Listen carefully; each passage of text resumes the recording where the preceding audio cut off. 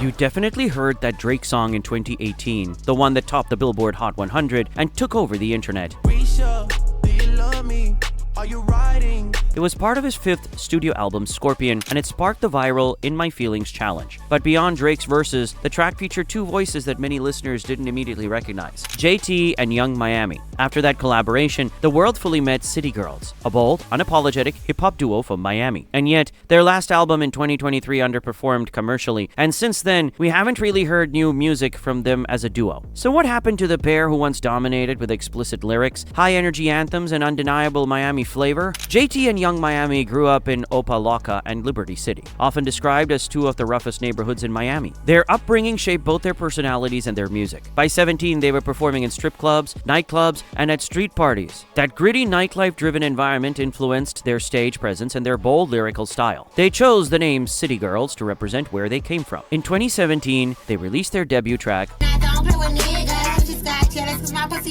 a diss record aimed at ex-boyfriends who refused to give them money when asked. The song was raw, direct, and provocative. Young Miami promoted it relentlessly on social media and even paid DJs out of her own pocket to spin it in clubs. Shortly after the release of that debut song, JT was arrested and charged with aggravated identity theft. She was sentenced to 24 months in federal prison. While JT was incarcerated, Young Miami continued pushing their music alone. She later said that during that time, she would go into strip clubs and pay DJs $20 just to play their song. Slowly but surely, the buzz started building. Then came the Drake moment. After appearing on In My Feelings, City Girls released their debut mixtape, Period. The most streamed tracks from that project today are Take Your Man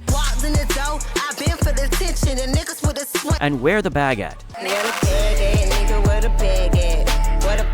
That same year in 2018, they also dropped their debut studio album, Girl Code. The album featured collaborations with Cardi B, Lil Baby, and Jacquees. 2 singles from the album, Twerk, featuring Cardi B, and Act Up, reached number 29 and 26 on the Billboard Hot 100 respectively. For many fans, Twerk was the introduction to the duo's unapologetic energy. Ironically, JT was still in prison during the creation of that track and couldn't actively participate in promoting it.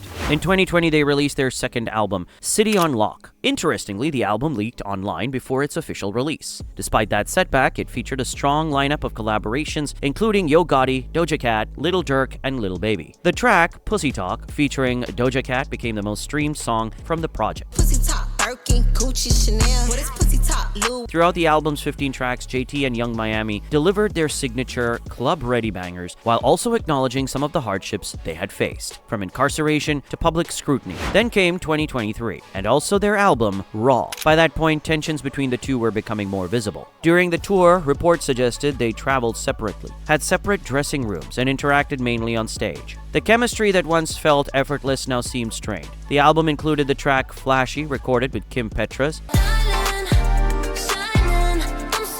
and I've already talked about her in a separate video fully dedicated to her music career. There's also another video where I break down her collaborations with Paris Hilton on several tracks. But despite interesting features, including guest appearances from Usher and Muni Long, Raw didn't achieve the same cultural or commercial impact as their earlier projects. Meanwhile, JT was increasingly focused on her solo career. She appeared on Summer Walker's X for a Reason and Queen Mix of Nicki Minaj's Super Freaky Girl, Kali Uchis, Bunyekita, and Doechi's Alter Ego. She also released solo singles like Sideways and OK, the latter becoming a Billboard Hot 100 hit. Got a good lawyer that'll take off the case. Fans speculate that some lines in OK were directed at Cardi B. She ate crab legs, now a whole tooth missing. The tension reportedly dates back to 2018 when JT was involved in Twerk. Since then, there have been public disagreements on social media, accusations of lack of support, and subtle lyrical jabs exchanged in songs. Cardi B's recent album reportedly includes a track titled Magnet, where listeners believe she addresses JT directly.